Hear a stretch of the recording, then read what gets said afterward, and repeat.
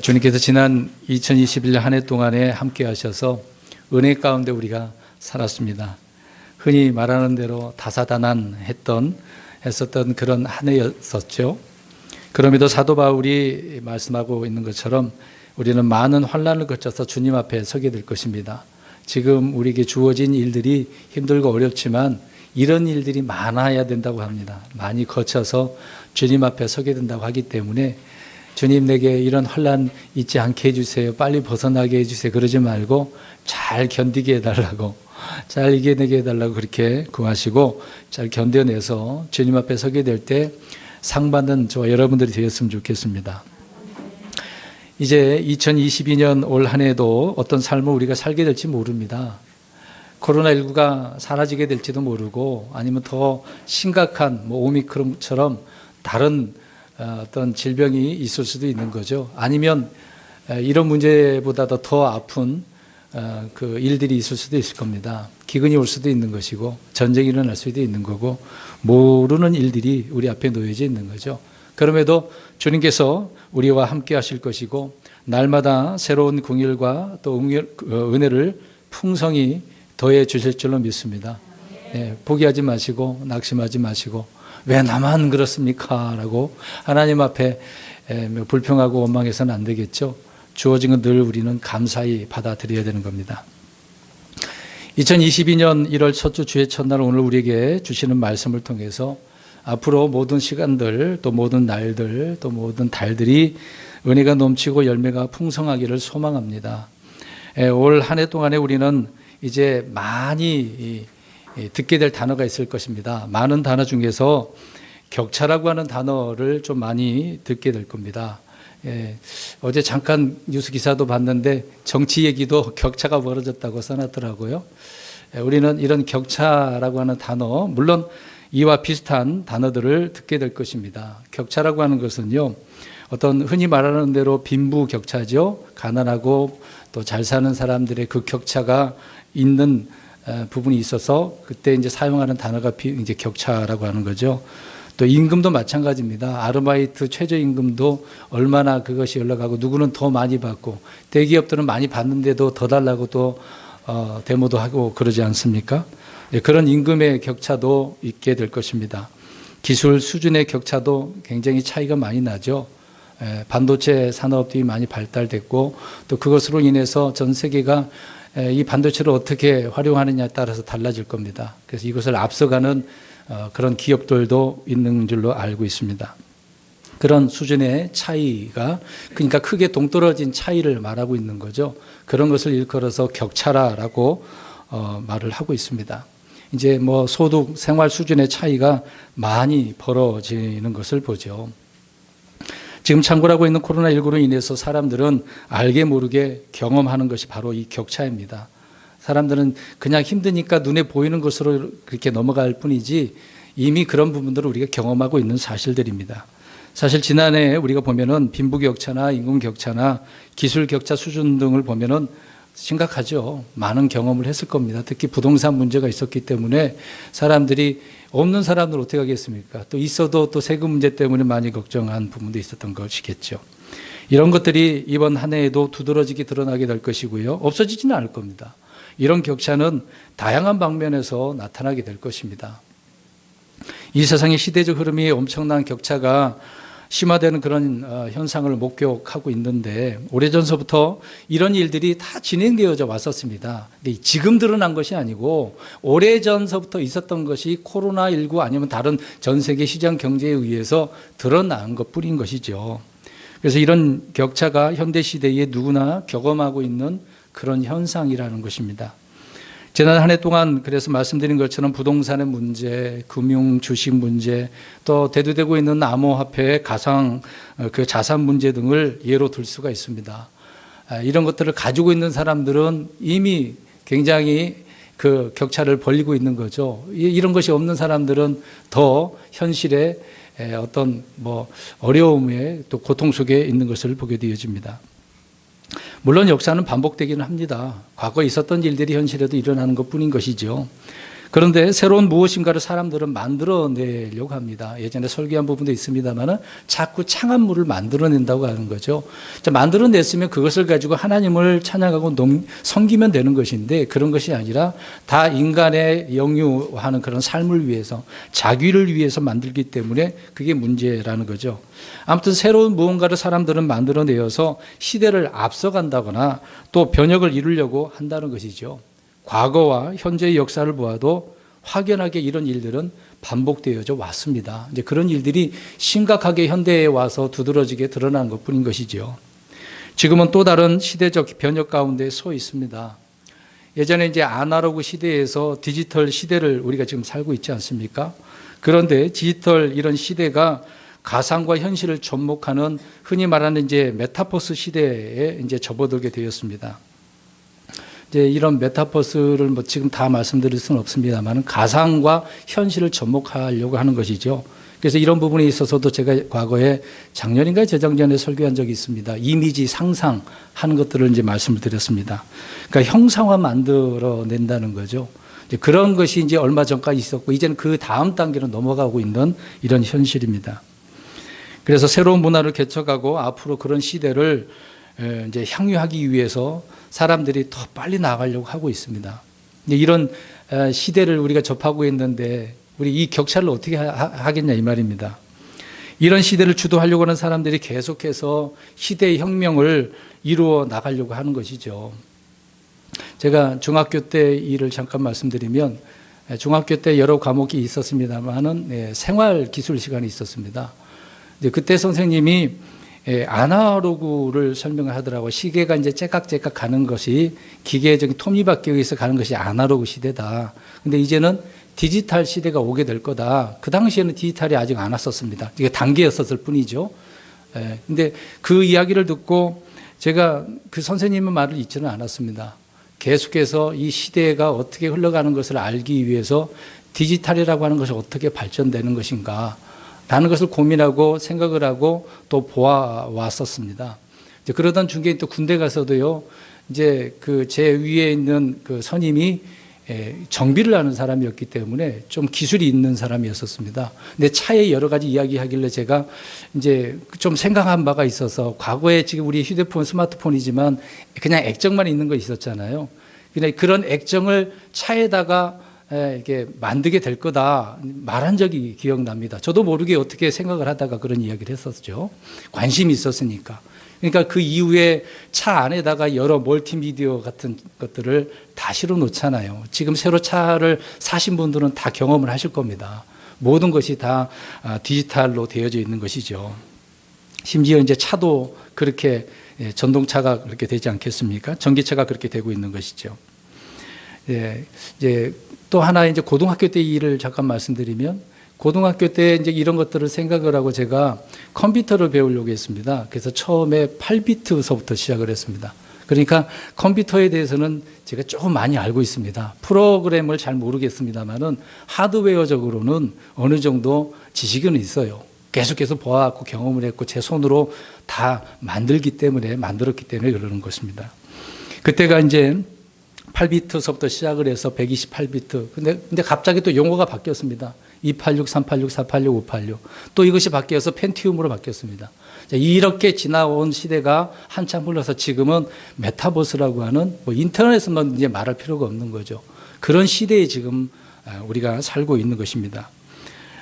그래서 과거에 이제 싸이월드 해보신 분들은 있을 겁니다. 그게 메타버스예요. 지금의 현실로 말하면.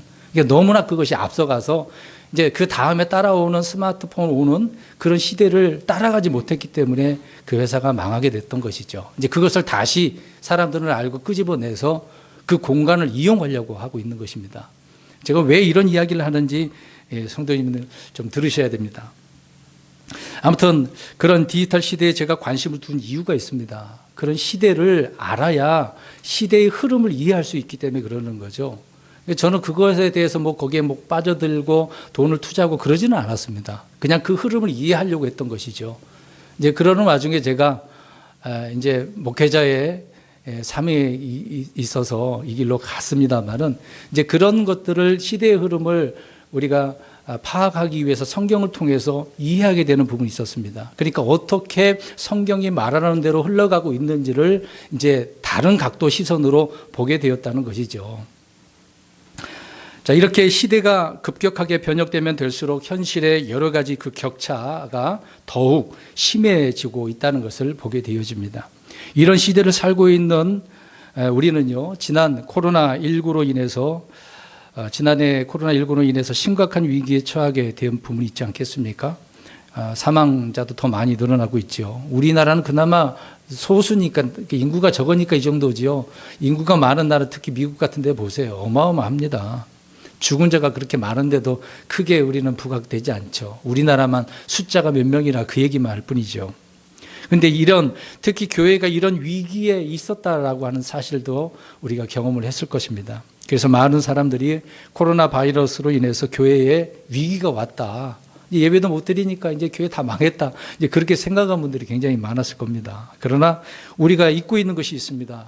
그 이전부터 교회는 위기 가운데 있었습니다.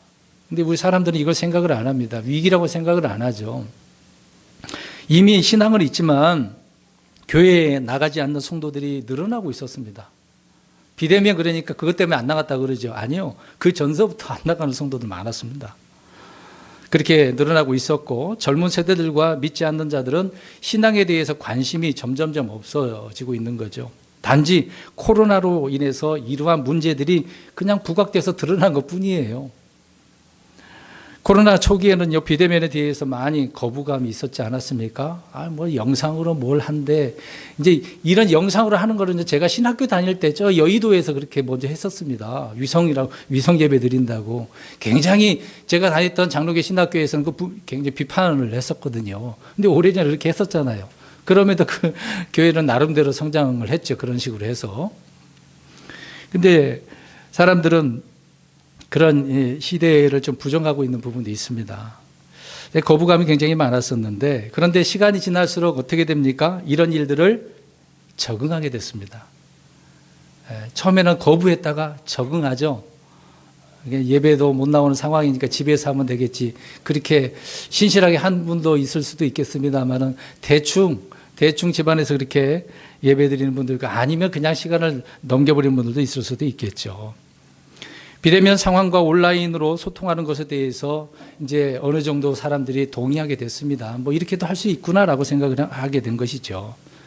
그렇지만 이제 작지만 이렇게 온라인을 통해서도 효과가 그래도 나타나서 그렇게 신실하게 예배 드리려고 하고 또 교회에 가야 되겠다라고 하는 그런 성도들도 많이 생기게 되었습니다. 그래서 어떤 교회는 이런 점을 잘 파악을 하고 온라인이나 오프라인 상으로 많은 목회자 사역자를 통해서 성도들과 같이 이제 지금 오늘 말씀드리는 격차 문제인데 이 격차를 좁히려고 했었던 것이죠. 그래서 그런 부분에 있어서 성공한 케이스의 교회도 있었습니다. 그래서 얼마 전에 한 달 전인가 두 달 전에 제가 세미나에 참석을 했었습니다.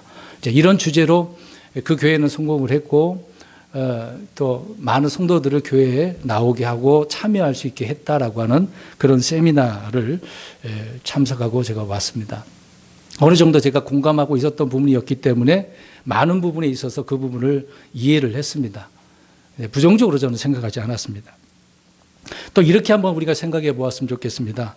과거 1620년대에 영국에서 메이플라워를 타고 5월의 꽃이라고 하는 그 배 이름이죠. 그것을 타고 미국이라고 하는 신대륙을 발견했었지 않습니까? 그래서 신대륙으로 핍박을 받던 청교도들이 떠나게 되지 않았습니까? 도착을 했습니다. 근데 도착을 했는데 물론 과정 속에서 많은 사람이 죽었어요. 근데 도착을 해서 맨 먼저 교회를 짓고 공공기관 학교도 짓고 집을 짓고 이렇게 순서로 이렇게 했습니다. 근데 문제는 그들이 이제 그곳에서 적응을 해야 되는데 먹고 사는 큰 문제가 생겼습니다. 농사할 수가 없는 거죠. 왜 그러냐면 유럽에 살 때하고 미국의 그 기후하고 맞지 않기 때문에 물론 거기에 사는 원주민이 있었죠. 인디언들이 있었겠죠. 근데 그들과 언어도 소통이 안 되고 또 그들 농업 기술이 전혀 다르기 때문에 방법이 없단 말입니다. 그래서 인디언들이 그들을 도와줬어요. 도와주고 끝나는 것이 아니라 청교도들이 배웠습니다. 그곳에서 적응해서 살려고 하려면 어떻게 해야 되는지를 인디언들을 통해서 배웠다는 거죠. 그래서 그들이 신대륙에서 잘 살게 되었고 정착하게 되었고 또 많은 사람들이 그쪽으로 이주해서 살게 되었던 겁니다. 물론 그들이 이제 인디언들의 그 땅을 빼앗은 부분도 있겠습니다만은 아무튼 많은 사람들이 신대륙이라고 하는 그 땅, 그 제한적이긴 하지만 넓지 않습니까? 그런 땅에서 적응하게 되었다는 얘기죠. 자, 이것을 오늘 제가 말씀드리려고 하는 이 메타버스를 잠깐 이야기하려고 하는 것입니다. 지금 이 시대를 우리가 이제 메타버스, 이 가상과 현실을 매칭해서 살려고 하는데 이런 그런 그 메타버스라고 하는 신대륙이라고 한번 생각을 해보세요. 새로운 시대가 아니겠습니까?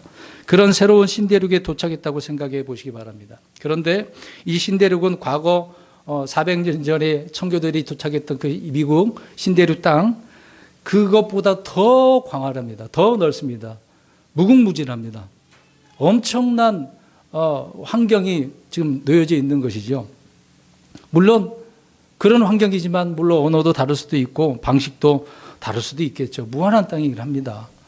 자, 어떻게 하시겠습니까? 과거하고 지금하고 달라요. 더 무한한 그런 환경에 접해져 있다. 그 얘기입니다. 지구촌이 뭐 그게 그거라고 생각하겠습니다만은 이 가상이라고 하는 것이 얼마나 광활한지를 우리는 이해를 해야 된다는 거죠. 제가 왜 이야기를 하냐면 격차 문제 때문에 그렇습니다.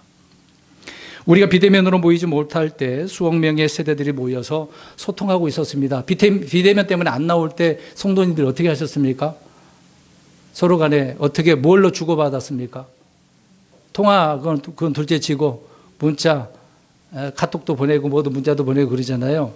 그게 지금 가상에 있는 것을 현실로 만들어놔서 서로 이야기하고 지내고 있는 거죠. 그런 시대, 소통하는 메타버스 시대를 경험하고 있다는 것입니다. 자, 이런 시대에 모든 자본과 기술이 거기에 몰려들고 있어요. 거기에 사람들이 모든 기업들이 투자를 하고 있습니다. 그러면 그런 시대가 이제 도래했기 때문에 더 그들은 더 앞서갈 것이에요. 그러지 못한 분들은 그럼 어떻게 되겠습니까? 도태되겠죠. 쫓아가기가 어렵습니다. 격차가 벌어지면 못 따라갑니다. 따라갈 수가 없습니다. 그냥 가난하게 어렵게 살 수밖에 없는 것이죠. 자, 이런 신대륙에 우리의 신앙적 패러다임을 어떻게 적용을 해야 되는가? 그러니까 어떤 시대나 지역을 지배하는 그 사고의 틀을 이야기하는 건데 이제 그런 패러다임을 우리 어떻게 적용할 거냐 이 말이죠. 우리 신앙에 있어서. 그러니까 올 한 해 2022년 한 해에 우리는 우리의 믿음을 어떻게 적용해 나가게 될 것입니까? 여러분, 복음이라고 하는 것은 시대의 언어로 소통이 되어져 왔습니다. 그러니까 복음 그러면은 뭐 성경 뭐 그렇게만 생각을 하겠죠. 아니에요. 시대에 따라서 전해진 방식이 달랐다는 얘기예요. 과거에는요, 대언자들이 하나님께서 말씀을 주셨어요. 성령님의 감동에 의해서 어떻게 했습니까? 대언자들이요? 육성으로 소리를 내서 하나님의 말씀 메시지를 전했습니다. 하나님의 말씀은 그렇게 소통을 했다는 얘기죠. 시대가 지나서 이제 우리가 신약에도 보면 물론 모세 오경을 누가 기록을 하죠? 모세가 전사들을 통해서 주어진 그 율법을 모세가 기록을 하잖아요. 많은 대언자들 역사서도 있겠고 또 신약에 와서 서신서들도 있습니다. 이 모든 것들을 다 어떻게 하죠? 기록을 하죠. 그건 이제 필사라고 합니다. 필사로. 자, 그런 필사 미디어라고 표현하는데 그런 식으로 해서 주님의 말씀들을 나눠서 봤습니다. 그냥 돌려서 봤어요. 우리가 사도 바울이 보낼 때 이걸 다 읽으라고 하지 않습니까? 그 당시에 초대교회 때는 그렇게 했다는 거죠. 시간이 한참 지나서 인쇄 기술이 발달되지 않아요? 사실 우리나라가 먼저라고 하는데 저 독일의 구텐베르크라고 하나요? 맞나요? 그 기술이 발달돼가지고 전 세계가 인쇄술로 인해서 성경을 다 보급할 수 있었잖아요. 그러니까 그전에는 가난하고 어려운 사람이 성경 볼 수가 있었겠습니까? 없었죠. 없었습니다. 누구나 볼 수 있었던 시대는 아니었던 거죠. 그러나 그 인쇄술로 인해서 누구나 볼 수 있게 되는 그런 인쇄 미디어가 발달되었습니다. 그러니까 시대의 언어가 그거였다는 얘기죠. 하나님 말씀인데. 그 다음에 또 시간이 지나서 몇 년 전까지 이 영상, 스크린, 제가 얘기했지 않습니까? 비디오, 이제 그런 얘기 다 들으셨을 거예요. 그렇게 그것을 통해서 우리가 그 영상을 지금 뭐 유튜브로도 그 영상이라고 보면 되겠네요. 그것을 통해서 어떤 감성적인 터치를 하게 되어지죠. 이제 그런 시대가 지금 넘어간 단계입니다. 지금 메타버스 시대라는 얘기죠. 이 메타버스는요, 성도들이 아니 사람들이 스스로 참여하고 공유하고 공감하게 되어지는 것입니다. 이것이 시대적 언어로 소통하고 있는 이런 방식으로 넘어갔다는 거죠. 근데 사실 성도 여러분 아십니까? 성경에 이미 이런 방식들이 다 나와 있습니다. 근데 사람들은요, 기독교인들은 이걸 잘 모르는 거죠. 구분이 안 되니까. 그냥 세상이 그러니까 흘러서 성도들이 막 따라가게 됩니다. 근데 성경은 이미 다 말씀하고 있습니다. 계속해서 들어보십시오. 따라서 지금의 교회는요, 시대적 흐름을 이해하고 성경을 바르게 적용을 해야 됩니다. 자, 그럼 보겠습니다. 제가 지금 메타버스 시대의 흐름이 이렇게 흘러갔다고 해서 이걸 지금 홍보하려고 가르치려고 한 게 아닙니다. 무엇을 가르치려고 하냐면 시대가 이렇게 흘러가고 있는데 우리 성도님들은 어떻게 해야 되냐고요. 우리 신앙적 패러다임을 어디에 두어야 되냐, 그 말입니다. 그래서 이런 시대적 흐름을 우리가 이해해야 되고 성경을 바르게 깨달아서 적용을 해야 되는 겁니다. 무턱대고 그래? 그렇게 가야 되는데 따라가면 안 되는 거죠. 그러다가 큰일 납니다. 눈먼 자가 눈먼 자를 어떻게 따라갈 수가 있겠어요. 사람들이 직접 참여하고 또 실감나게 경험하는 것이 이렇게 메타버스 시대라고 한다면 앞에서 말씀드린 것 성경에 나와 있는데 성경은 무슨 표현이냐면 오늘 우리가 무엇을 하게 됩니까? 이따가 말씀 마치면 주의 만찬을 하게 되어지죠. 예, 주의 만찬. 예수님께서 주의 만찬을 통해서 보여주셨습니다. 뭐가 그거라고 그렇게 얘기해요. 잘 들어보십시오.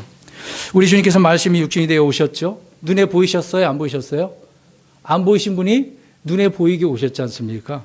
그런 분이 이제 죽기 전에 제자들을 다 불러다 놓고 마가 다락방에서 만찬을, 식탁을 차립니다. 그게 하나의 플랫폼이라고 생각하면 돼요. 그렇게 만들어 놓고 제자들을 거기에 식탁에 어떻게 합니까? 참여시키죠. 참여시키면서 맛을 보게 합니다. 만지게 하십니다. 듣게 하십니다. 보게 하고 또 냄새 맡게 하십니다. 그래서 그리스도의 살과 피가 무엇인지를 알게 해주시는 거죠. 그래서 우리가 주의 만찬을 하는 겁니다. 그걸 기억하라고요. 성경에 이미 다 나와 있는 것들이란 말입니다. 근데 이것을 지금 이 시대는 자기들이 뭔가 만들어 놓은 거 새로운 창안물로서 그렇게 시대를 앞서가려고 합니다. 그러니까 세상은 그렇게 가라고 하시면 되는 거죠. 근데 거기에 그렇게 흘러가고 있는데 교회가 어떻게 하냐 이 말이죠. 따라갈 거예요? 어떻게 하겠습니까? 교회들도 이런 시대에 들어서 심각한 격차를 경험했을 겁니다. 지난 2년 동안 그랬다는 얘기예요. 격차를 벌리는 사람은 빠르게 앞으로 나아가게 될 것입니다. 그러나 격차가 벌려진 사람은 그만큼 퇴보되고 소외되고 소통할 수가 없게 되어지는 거죠. 시대가 그렇고 사람들이 그렇고 이제는 교회가 그렇다고 한다면 어떻게 하겠냐 이 말입니다. 앞장서야 할 그리스도인이 앞장서야 할 교회가 세상 사람들에게 세상 시대의 흐름에 질질질 이렇게 끌려가고 있으니까 그 격차는 말로 다 할 수가 없는 거죠. 우리가 이 세상을 지배해야 되는데 왜 끌려가냐 이 말입니다. 코로나가 그러니까 뭐 정부에서 어쩌고 저쩌고 코로나가 그러니까 그대로 갈 수밖에 없네. 다 대부분 그렇게 할 거 아닙니까? 말씀을 잘 이해하지 못하니까 그렇게 되는 것이죠. 저는 오늘 이런 시대의 격차를 말씀을 드리면서 이 문제를 우리의 신앙의 격차를 올해 한 해 동안에 오늘 표어를 삼은 로마서 12장 3절에서 8절 말씀에 따라 생활 방식은 믿음의 분량이 결정한다 라는 이런 제목의 말씀을 가지고 격차 문제에 대한 해결 방안을 제시하고자 하는 것입니다. 믿음의 분량. 자, 우리 생활 방식, 라이프 스타일이에요. 우리 신앙 생활에 나의 삶의 그 방식이 있어요. 그 방식은 뭐가 결정한다? 믿음의 분량. 그러면 딱 이 단어를 읽는 순간 깨닫는 분이 계실 겁니다. 마음속에 생각하는 것이 있을 겁니다. 믿음의 분량이 얼마나 돼야 되는가. 그것에 따라서 결정이 나는 겁니다. 작년에 12월 달에 열매에 대한 부분을 말씀드리지 않았습니까? 금년에도 그대로 두서서 열매가 부족했다고 한다면, 없었다고 한다면 내년에 2022년도에 우리가 거둬야 된다라고 하는 말씀을 전했습니다. 그러면은 열매를 거두려면 성경은 말씀을 분명히 하고 있거든요. 뭐가 결정한다? 믿음의 분량입니다. 믿음에 따라서 열매도 달라진다 그 얘기는 거죠. 성경에도 그래서 격차가 있습니다. 차이가 있습니다. 이건 차별하는 게 아니라 그 차이를 구별을 말씀을 하고 있는 겁니다. 오늘 본문은 하나님의 영적 성물에 대한 말씀을 사도 바울이 언급하면서 대언하는 일, 사역하는 일, 눈으로 보십시오. 가르치는 일, 권면하는 일, 주는 일, 다스리는 일, 긍휼을 베푸는 일, 이런 일들을 믿음의 분량대로 하라고 합니다. 그러니까 믿음의 분량, 믿음이 없으면 어떻게 해요? 이런 일들을 못하는 거죠. 있으면 할 수 있다, 그 얘기입니다. 그런데요, 믿음의 분량을 하나님께서 각 사람에게 나누어 주신다고 하는 것입니다. 똑같이 주신 것이 아니라, 우리 사실 이제 여기 말씀하고 있는데, 몸은 하나이고 지체는 여럿이라고 말을 하고 있는 거죠. 그러니까 지체가 여럿이니까 각각 은혜에 따라 주님께서 다른 선물을 주셨다는 얘기죠. 그러니까 저와 여러분에게 각각 다른 영적 선물을 주님께서 주신 거예요. 있는 분도 있고, 있는데도 없이 사는 분들도 있고, 그거를 제대로 활용을 못한 분들도 있을 수도 있습니다. 아직 못 받은 분들도 있을 수도 있겠죠. 그러니까 믿음도 분량이 다르다는 그 얘기를 하고 있는 것입니다.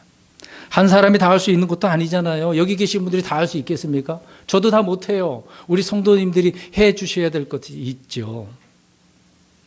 전혀 이런 일을 할 수 없는 분들도 있을 수도 있겠습니다만, 그러니까 행하는 것이 믿음의 분량에 따라 한다라고 바울이 이야기합니다. 그렇게 하라고 하는 거죠. 저는 행하는 일을 다른 표현으로 생활 방식이라고 해놨습니다. 여기서 행하라는 말이 계속 나오잖아요. 생활 방식, 우리가 생활 방식은 내가 그 방식이 있어 사는 것을 이야기하고 있는 거 아니겠습니까? 라이프 스타일, 흔히 라이프 스타일이라고 많이 들어보셨을 겁니다. 저와 여러분의 라이프 스타일, 생활 방식의 격차, 분량을 말씀드리려고 하는 것입니다. 그 격차와 분량이 믿음에 따른다는 것인데, 여기 계신 분들 중 가운데서도 그 격차가 많이 벌어진 분들도 있을 수도 있습니다. 앞서가신 분도 있고, 아니면 차 뒤에서 뭐 끌려가는 것처럼 따라가려고 쫓아가는 사람도 있을 수도 있는 거고, 아예 그냥 천천히 가는 분들도 있을 수도 있는 거고요. 자, 이런 부분에 있어서 먼저 하나님께서 무엇을 주시는지를 말씀을 드리도록 하겠습니다. 하나님께서 복을 주신 부분이 있거든요. 그 복을 주신 사람이 이제 우리가 창세기서부터 보게 되어지면 아담입니다. 아담에게 복을 주셨고, 그 다음에 노아에게 주셨고, 아브라함에게 주셨고, 그의 아들 이삭, 그 다음에 야곱에게 주셨습니다. 다 준 게 아니에요. 하나님께서 주실 자에게 주신 것이죠. 시간이 한참 지나서 지금 이제 신약 시대에 크리스찬이라고 하는, 그리스도인이라고 하는 저와 여러분들에게 하나님께서 복을 주셨습니다. 복 받으셨나요? 아니, 못 받으셨어요, 아직도? 복이 뭔지 모르시겠습니까? 아브라함의 복은요, 아브라함이 이제 죽고 난 죽음과 함께 끝나는 것이 아니었던 거죠. 그것을 그 시라고 할 때 그 시가 우리 예수님 아닙니까? 예수 그리스도를 통해서 그 복이 우리에게 임한 것이죠. 그래서 우리 흔히 믿음의 조상 아브라함 그렇게 표현하고 있는 겁니다.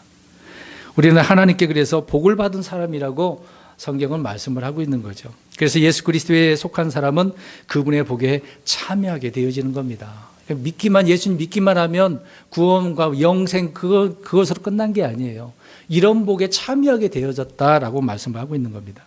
근데요, 이런 복을 오늘 아까 말씀드린 것처럼 각각 준 거예요. 야곱도 12아들들에게 똑같은 복을 축복해 줬나요? 아닙니다. 각각 줬습니다. 그들의 분량대로 그에 맞게 줬다고 말하고 있는 거죠. 그러니까 하나님은 각 사람에게 믿음의 분량에 따라 은혜의 선물을 주신다는 것을 알 수가 있습니다. 그래서 모든 사람은 받은 선물이 다 달라요. 옆 사람 쳐다보세요. 다 다릅니다. 달라요. 그래서 오늘 말씀처럼 대언이면 대언인 거죠. 대언이면 우리가 믿음의 분량대로 대언하라라고 말하고 있습니다. 대언 그러니까 저 대언자처럼 말씀을 막 선포하고 그렇게만 생각하지 마세요. 대언은 믿음의 분량대로 한다는 말씀에 잘 기억하지 않을 분들이 많이 있는데 중요한 부분입니다. 대언은 성도들이 믿음의 분량대로 해야 되는 거죠. 목사만 하는 게 아닙니다. 모든 그리스도인들이 해야 될 일인 거죠. 이걸 사모하라고 지금 이야기하고 있습니다. 크리스천들은 누구나 때를 얻든지 못 얻든지 말씀을 선포해야 되는 거죠. 증언해야 되는 것입니다. 그래서 대언하는 것을 사모하라고 하는 거죠. 그 일이 대언하는 일이에요. 강단에 서서 말씀을 전하는 것, 그것을 대언이라고 그치는 게 아니란 말입니다. 근데 이 믿음은 성령님의 은사, 선물입니다. 선물입니다. 성령님께서 주시는 거라니까요. 성령의 선물은 말 그대로 성령님께서 자신의 뜻대로 주는 선물을 말씀하고 있습니다. 선물은 주는 쪽에서 기뻐하는 대로 주는 것이지요. 여러분, 저와 여러분들이 선물을 줄 때 내가 기뻐서 주는 거잖아요. 근데 받는 쪽에서 요구할 겁니까? 나 선물 이거 주세요, 저거 주세요. 그런 게 어디 있어요. 주는 사람 마음이지. 자, 우리 성경 보겠습니다. 고린도전서 12장 9절. 오늘 격차 이야기 하려고 합니다. 앞에서 여러 가지 메타버스 그런 얘기도 했는데 시대가 그렇게 흘러가니 이 시대의 격차는 정말 심각한 문제죠. 그러나 문제는 우리는 그리스도인들이에요. 그리스도인들이 신앙의 격차가 벌어지면 안 되는 겁니다. 고린도전서 12장 9절 시작. 다른 사람에게는 같은 성령에 의해 믿음이, 다른 사람에게는 같은 성령에 의해 병 고치는 선물들이. 자, 여기 보니까 믿음을 누가 줬어요? 성령이, 같은 성령에 의해서 성령께서 각 사람에게 나누어 주는 거라고 이야기를 하고 있습니다. 믿음은 분명히 성령님께서 주시는 선물입니다. 성령님께서는 우리 안에 예수 그리스도의 생명을 주시는 것과 마찬가지로 그리스도께 속한 그리스도의 믿음을 우리에게 주시는 겁니다. 믿음, 그리스도의 믿음이에요. 내 믿음 아닙니다. 내 믿음으로 구원받을 수가 없어요. 주 예수 그리스도의 믿음으로 구원받는, 그걸 우리가 믿는 겁니다. 로마서 12장 3절 오늘 눈으로 보십시오. 내게 주어진 은혜에 힘입어 너희 가운데 있는 각 사람에게 내가 말하노니 각 사람은 자기에 대하여 자기가 마땅히 생각해야 할 것 이상으로 생각하지 말고 오히려 하나님께서 각 사람에게 믿음의 분량을 나누어 주신 대로 맑은 정신으로 생각하라. 각 사람에게 믿음의 분량을 주셨다고 이야기하고 있죠. 자, 이런 믿음의 분량대로 생각을 잘하래요. 생각을 잘 못하는 거예요. 주님이 주셨는데 내가 이거 열심히 해갖고 생겼다, 그런 사람이 있으니까 그러는 거겠죠. 생각을 하고 믿음의 분량대로 대응하라고 이야기하고 있습니다. 이것은 우리 그리스도인들의 신앙생활도 마찬가지입니다. 생활 방식이 그렇다는 거예요. 우리는 머리가 아니라 몸의 지체이고 뿌리가 아니라 가지에 지나지 않음을 기억해야 됩니다. 그냥 가지라고요. 가지, 지체일 뿐입니다. 주님과의 관계성을 이야기하고 있는 거죠. 그러면 가지가 그 나무에서 떨어지면 어떻게 됩니까? 말라 비틀어서 불에 던지는 그런 얘기 있지만 열매를 어떻게 해요? 맺을 수가 없는 거죠. 그래서 붙어 있어요. 주님과의 관계를 이야기하고 있는 겁니다. 관계.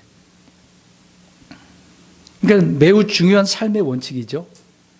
그러니까 우리의 신앙생활은 누구와 주 예수 그리스도와 그 관계를 잘 맺어야 된다는 얘기입니다. 사람들은 자신에 대해서 어느 정도 정도 이상으로 생각하면 안 되는 거죠. 가진 선물 역시 마찬가지인 것입니다. 자신을 대단하다고 생각하는 사람도 있을 수도 있어요. 어떤 초인이나 되는 것처럼 능력이 있는 사람처럼 생각해서는 안 된다, 그 얘기입니다.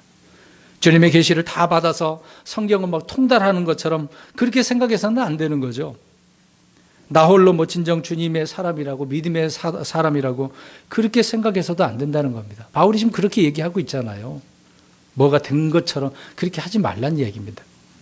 그런데 이런 생각을 가진 사람들은 금방 타락하게 됩니다. 금방 믿음에서 떠나게 되어집니다. 혼자 의인인 것처럼 생각해서는 안 되는데 그런 사람이 너무 많다는 거죠. 그래서 하나님은 한 사람에게 모든 것을 주지 않았습니다. 각 사람에게 골고루 다른 은사 주셨던 것이죠. 그런 선물을 주셨습니다. 그래서 우리는 우리 자신의 부족함과 연약함을 그대로 인정을 하고 다른 사람의 장점과 그 선물들을 그대로 인정해 줘야 됩니다. 우리 성경 보겠습니다. 고린도전서 7장 17절. 고린도전서 7장 17절. 우리는 시대가 너무 급속하게 변화가고 있는데 이런 시점에서 우리는 어떠한 사고 능력으로 판단을 해야 되는가? 그런 격차가 벌어지면 벌어질수록 우리의 신앙도 마찬가지로 벌어질 수 있다는 거죠. 고린도전서 7장 17절 시작. 그럼에도 하나님께서 각 사람에게 나누어 주신 대로 주께서 각 사람을 부르신 대로 그렇게 각 사람은 거를지니라.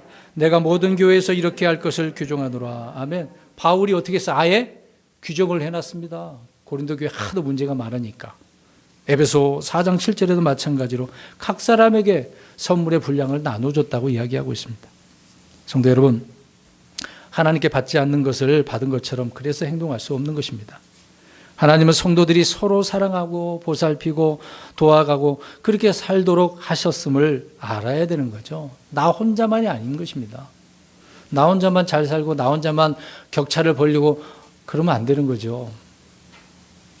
오늘 로마서 12장 3절은요. 하나님은 믿음을 나누어 주셨다고 그랬습니다. 말씀드린 것처럼 성령님의 선물인 거죠. 열매인 것입니다. 성도들이 우리 앞에 놓인 경주를 하면서 예수 그리스도를 보는 것은 예수님이 믿음의 창시자잖아요. 믿음의 완성자 아니십니까? 처음이고 끝이시잖아요. 시작이고 끝마침이 되시는데. 그러니까 성도들이라고 한다면 다 믿음을 크게 해달라고, 강하게 해달라고, 제자들처럼 증대시켜달라고 주님 앞에 구해야 되는 거죠. 그래서 제자들이 믿음을 크게 해달라고, 증대시켜달라고 주님 앞에 말씀을 하지 않습니까? 근데 그것이 사도들만 하는 것이겠습니까? 저와 여러분들도 믿음을 달라고 하지만은 믿음이 증대, 더 풍성해지게 해달라고. 오늘 믿음의 분량 얘기하고 있지 않습니까? 그러니까 믿음의 분량이 어떻게 해야 돼요? 커져야 돼, 풍성해져야 돼, 증대돼야 됩니다.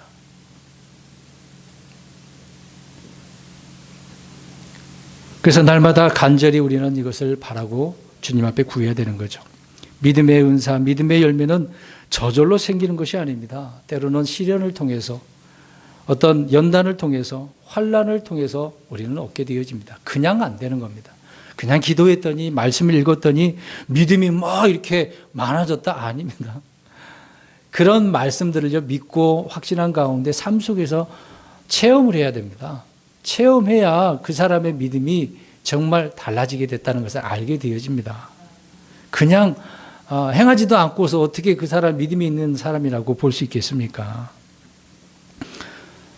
주님은 우리 마음에 말씀을 담아주십니다. 그러니까 저자라고 하는 건 믿음의 창시자라고 했지 않습니까? 창시자는 저자를 말하는 거잖아요. 만드시는 분입니다.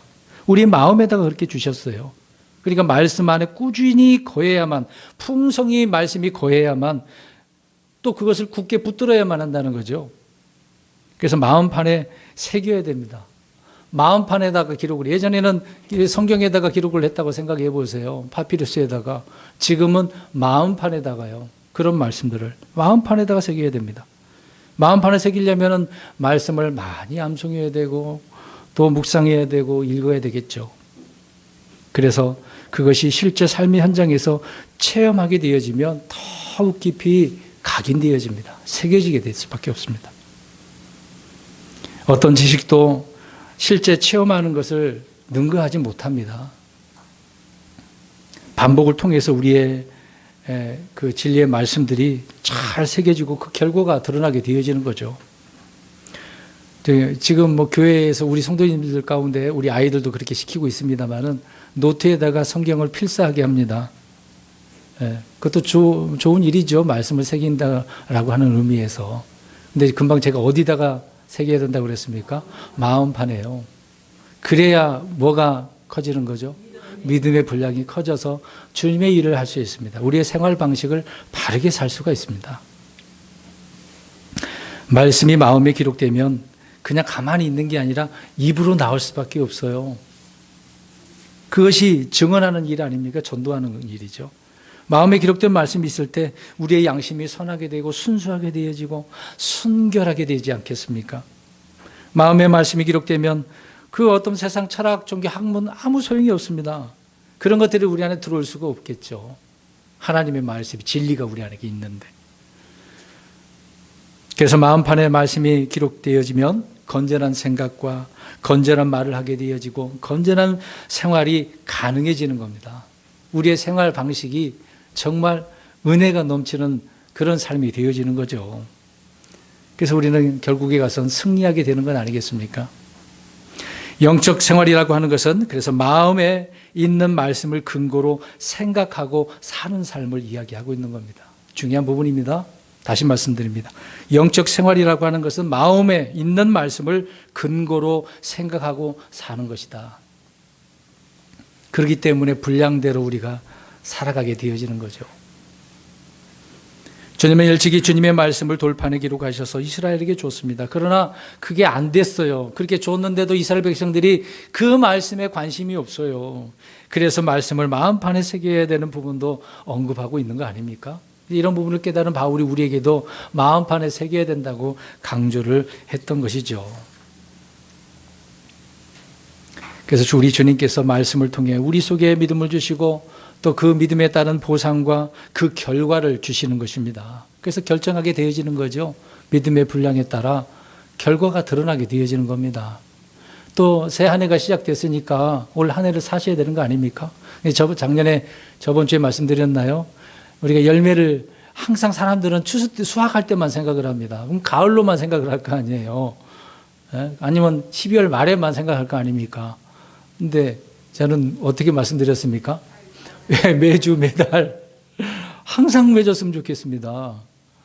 육신적인 것이든 영적인 것이든 이런 믿음의 분량에 따라 우리가 살게 되어지면 주님께서 바로바로 막 결과를 주실 때도 있고 아니면 시간이 좀 지나서 주실 때도 있거든요. 많은 부분에 있어서 우리는 그렇게 결과를 경험을 했으면 좋겠습니다. 그렇지만 현재 연약한 믿음이 있다고 작은 믿음이라고 걱정하지 마세요. 믿음의 완성자이신 우리 주님께서 계시지 않습니까? 완성하게 하시면 되잖아요. 맡기시면 되지 않겠습니까? 그런데 사람들은 믿음을 매우 추상적으로 어렵게 생각을 하고 있습니다. 믿음이 뭐예요? 뭐예요? 좀 어렵게 생각합니다. 그래서 아무데나 막 믿음을 갖다 붙이는 경우가 많죠. 근데 믿음은 현실적이고 구체적이고 매우 현재적인 것입니다. 자, 그 부분에 대해서 몇 가지 좀 말씀을 드리려고 합니다. 첫 번째로 믿음의 삶이라고 하는 것은 우리의 생활 방식은요, 전적으로 하나님을 의지하는 삶입니다. 그래야 믿음이 증대됩니다. 하나님을 의지하는 삶, 신뢰를 말하는 거죠. 주님의 말씀을 신뢰하십니까? 그 말씀이 조금이라도 오류가 없다고 그렇게 신뢰하십니까? 또 우리가 누구를 신뢰하는지도 알아야 되겠죠. 이건 믿음의 영역이 아니겠습니까? 누구를 신뢰하느냐, 또 누구를 신뢰하느냐, 믿음의 영역 아닙니까? 그런데 사람들에게 있어서 돈일 수도 있고 재능일 수도 있겠죠. 사람일 수도 있고 어떤 시스템을 갖춘 조직일 수도 있는 거고. 때로는 사람들은 운이라고 말하는 사람도 있을 겁니다. 요행을 바라는 사람도 있을 거예요. 강도의 차이는 있겠습니다만은요. 사람들은 저마다 모두 신뢰의 근거를 나름대로 두고 있어요. 근데 우리는 누구에게 두자? 우리 주님께 두자. 하나님을 의지하는, 하나님을 신뢰하는 삶을 살아야 되는 거죠. 믿음으로 사는 성도들은 여러 번 이런 일들을 경험해 보셨을 겁니다. 경험하신 분들은요, 자신을 신뢰하지 않습니다. 오직 주님의 말씀, 주님밖에 없다고. 늘 힘들어도 어려워도 주님을 신뢰하실 겁니다. 그래서 우리는 어떤 것이든 다 내려놓고 주님의 말씀을 붙들고 우리의 믿음을 거기다 두게 되어지면 그 결과가 분명히 우리에게 주어지게 될 줄로 믿습니다. 두 번째로는 믿음의 삶이라고 하는 것은 하나님과 교제하는 삶입니다. 아까쯤에 잠깐 말씀드렸습니다만 가지는 나무에 어떻게 해야 돼요? 붙어 있어야 돼요. 떨어지면 안 됩니다.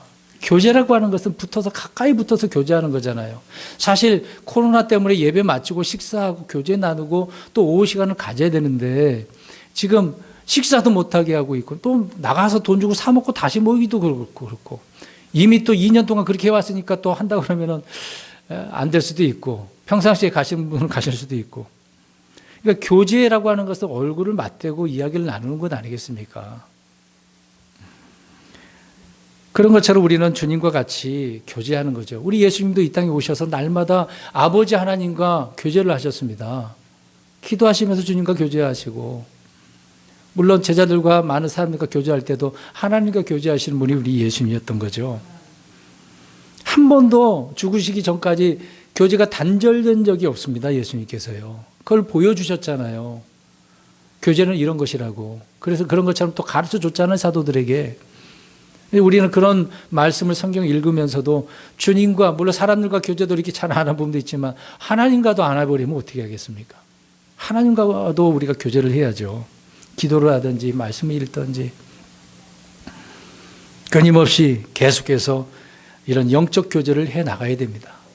그러면 우리의 믿음의 분량이 증대되어지는 것이지요. 그럴 때 그거에 따른 결과가 나타나게 되어집니다. 당장은 눈에 보이는 것처럼 안 보일 수도 있어요. 그러나 시간 지나 보세요. 달라집니다. 달라집니다. 1년이, 10년이, 20년 달라집니다. 저 여기 계신 분들 몇 안 되지만은 몇 년 안 됐잖아요. 저와 같이 신앙생활 10년 되신 분도 계시긴 하지만 그러지 않는 분도 계시잖아요. 몇 년 안 되고 몇 달 안 되는 분도 계시잖아요. 근데요, 우리가 이런 기준을 가지고 살아보세요. 그럼 저와 여러분의 믿음의 그 분량이 엄청나게 증대되었다는 것을 나중에 깨닫게 되실 것입니다. 다릅니다. 그래서 믿음의 삶이라고 하는 것은 하나님과 교제하는 사람이 삶이 되어야 된다. 세 번째로 믿음의 삶은 하나님께 순종해야 됩니다. 예수님은 계속해서 아버지의 말씀에 순종하셨습니다. 어떻게 하기까지? 십자가에 죽으시기까지. 믿음은 순종을 통해서 열매를 그래서 얻습니다. 그래서 한 알의 밀이 땅에 떨어져 어떻게 하지 않냐면 죽지 않냐면, 그러니까 죽어야 어떻게 된다? 열매인데, 근데 많은 열매라고 나와 있잖아요. 많은 열매. 그러니까 믿음은 순종을 통해서 많은 열매를 맺게 되어지는 것입니다. 순종하셔야죠. 그러면 이런 순종을 통해서 드러나게 되어지는 거죠. 증거가 되어지는 것이니까. 그러니까 사람들은요, 우리 마음속에 무엇이 있는지를 몰라요. 자, 불신자들에게 가서 한번 보라고 해보세요. 뭐가 있는지. 그걸 보여줄 수 있는 방법이 뭐예요? 믿음에 순종하면 그 결과가 드러난다고요. 그 드러난 것을 통해서 사람들은 저 사람 믿음의 사람이구나. 저 사람 정말 저 사람 보면은 참 하나님이 살아계시다는 것을 막 느껴. 그런 말을 하게 되어진죠. 사람들에게 보여지게 되는 겁니다. 그걸 보여주셔야죠. 믿음만 그걸로 끝나는 게 아니라 순종의 삶이 이어져야 된다. 그걸 말씀드리고 있는 겁니다. 그래야 우리가 제자로서 드러나게 되어지지 않겠습니까? 그 다음에 네 번째로 믿음의 삶이라고 하는 것은 눈에 보이지 않는 다가올 세상을 확신하며 사는 것입니다. 그래서 작년에 소망에 대한 이야기도 드리지 않았습니까? 올 한 해도 계속해서 이 소망 갖고 우리가 살게 될 것인데 다가올 세상이에요. 다가올 세상. 잘 보세요. 그러면 지금 앞에서 제가 메타버스 시대, 신대륙 막 희한한 이 새로운 시대를 말씀드리지 않았습니까? 우리는 어떤 시대를 앞으로 살게 될 건데요. 금방 말씀드린 것처럼 다가올 세상, 다가올 영원한 천년왕국 그거 아닙니다. 그거는 천년 동안 기간이 정해져 있잖아요. 우리는 영원토록 주님과 함께 살 건데요. 그게 다가올 세상이에요. 다가올 세상. 베드로 사도가 얘기하잖아요. 과거에 있었던 거, 현재 말고 다가올 세상이 있다고요. 우리는 그 세상을 바라보고 사는 거죠. 어떻게 이 현실을 두고 거기에 우리 마음을 빼앗기고 살 수가 있겠습니까? 그래서 보이지 않는 다가올 세상을 확신하며 사는 겁니다. 근데 메타버스는 눈에 사실 만들어놔서 그 스크린을, 모니터를 통해서 보게 되는 거잖아요. 없는 것이잖아요. 소프트웨어를 만들어가지고 눈에 보이게 만든 거잖아요. 가상이지 않습니까? 가상. 근데 그것을 현실처럼 생각하게 된다고요. 그런 공간에서 저와 여러분들 지금도 살고 있지 않습니까? 운전하면서 내비게이션을 틀고 오신 분들도 있죠. 그 가상인데 그걸 보고 실제처럼 활용하고 온 거 아닙니까? 그런 공간 속에서 살고 있습니다. 근데 우리는 이 현 시대의 세상을 그게 다인 것처럼 따라가면 안 된다는 거죠. 우리는 다가올 세상을 확신하면서 사는 것인데. 그러니까 이 확신이 있으면 지금 이 세상이 벌어지고 있는 막 급변하고 있는 이런 세상은 아무것도 아니라고요. 쉽게 우리는 이겨낼 수 있고 뛰어넘을 수가 있는 것입니다. 걱정할 필요가 없는 것이죠. 그 어떤 것보다 더 확실한 것이 다가올 세상, 성경에 기록되어 있지 않습니까? 이 사실을 믿으십니까? 믿는 자에게 그 확신이 있는 거죠. 주님은 모든 것을 존재케 하시는 분이시고 모든 것들의 근원이시고 또 실체가 되시는 분이십니다. 그런 분을 우리가 섬기고 있는데요. 여러분, 살아있는 영으로 마음판에 기록된 진리가 그냥 잉크로 이 종이에 기록된 그런 어떤 것보다 힘이 하겠습니까? 더 확실하죠. 우리에게 말씀이 있잖아요.